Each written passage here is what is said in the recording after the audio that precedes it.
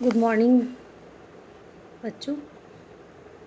आज हम लोग अपनी गणित की पहला पाठ परिमेय संख्या प्रारंभ करते हैं।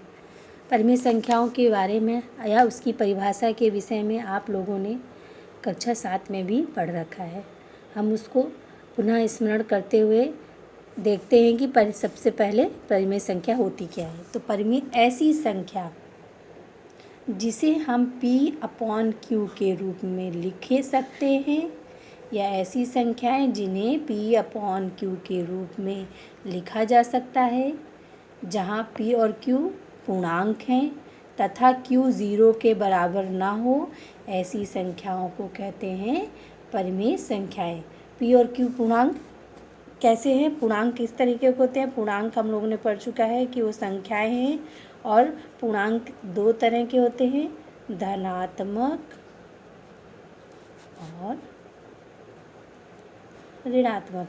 तो इस अर्थ में परिमेय संख्याएं कैसी हो सकती हैं? धनात्मक भी हो सकती हैं और ऋणात्मक भी, क्योंकि जब हम पूर्णांकों को अंश और हर के रूप में ले रहे हैं तो वो धन और ऋण दोनों के रूप में हो सकते हैं। तो संख्याएं कैसी हो सकती है? परिमेय संख्याएं भी धनात्मक और ऋणात्मक दो प्रकार की हो सकती हैं। जैसे मैंने कुछ उदाहरण दे रखा है। -2/3 -2/3 कैसी हुई? ये ऋणात्मक परिमेय संख्या हुई। और सबसे पहले ये क्या है? P/Q के रूप में लिखी हुई है। P भी एक पूर्णांक है, पूर्ण संख्या 2 है और 3 भी एक पूर्णांक है। इसी प्रकार अब इसकी नेक्स्ट संख्या देखें, 6/7। ये कैसी है? धनात्मक परिमेय संख्या, क्योंकि ये भी P/Q के रूप में लिखी जा रही है और प्लस में है तो ये धनात्मक हो गई। आइए अब हम देखते हैं कि इनके प्रगुण या इनके गुण क्या होते हैं। तो परिमेय संख्याएं, पहला देखिए, दो परिमेय संख्याएं ए तथा बी के लिए, मतलब दो परिमेय संख्याएं हम लोगों ने ए और बी ले रखा है। तो यदि अब हम उनको जोड़ दें या योग कर दें उनका a + b, तो जो उनका योगफल आता है वो भी एक परिमेय संख्या होती है।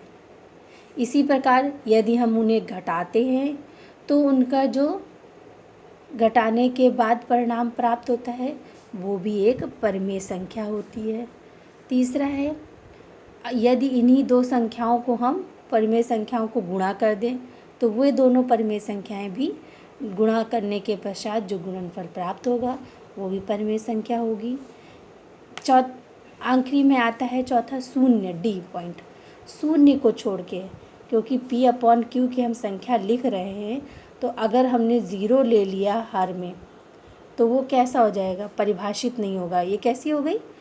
अपरिभाषित हो गई, क्योंकि A/0 की वैल्यू होती है इनफाइनाइट, अनंत, और अनंत क्या है? अपरिभाषित। तो भाग A/0 को छोड़कर अन्य सभी संख्याएं ली जाएं तो P/Q के रूप में जो भी ली जाएंगी वो क्या होंगी? उनका भागफल क्या आ जाएगा? परिमेय संख्या हो जाएगी, क्योंकि हमने परिमेय संख्या के पहले ही परिभाषा में देख रखा है कि P/Q के रूप में तो लिखी जा सकती हैं पर उनमें कोई भी शून्य ना हो।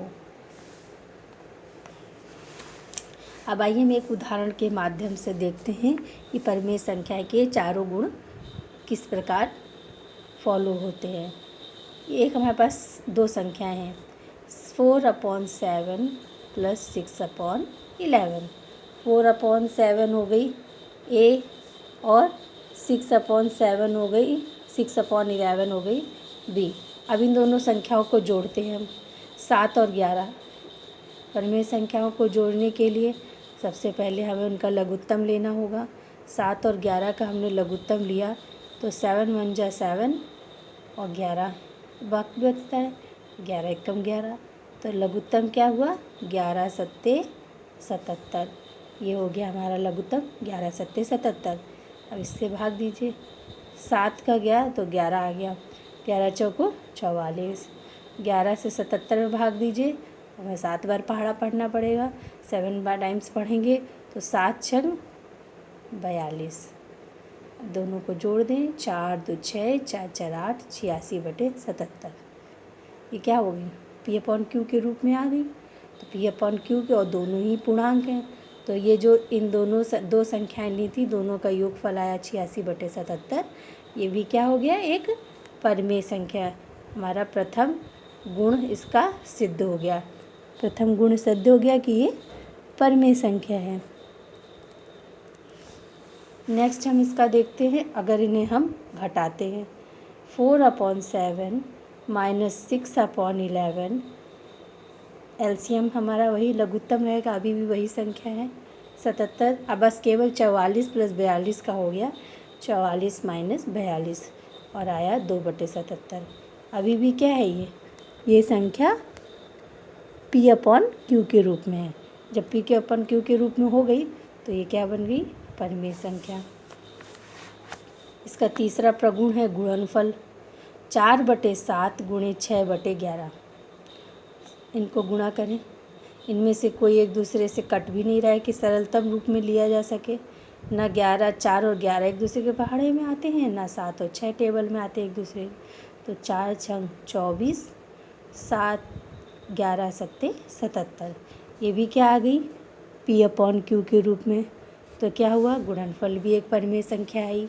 अब अंत में आते हैं हम इसके भाग पर, 4/7 भाग दें 6/11।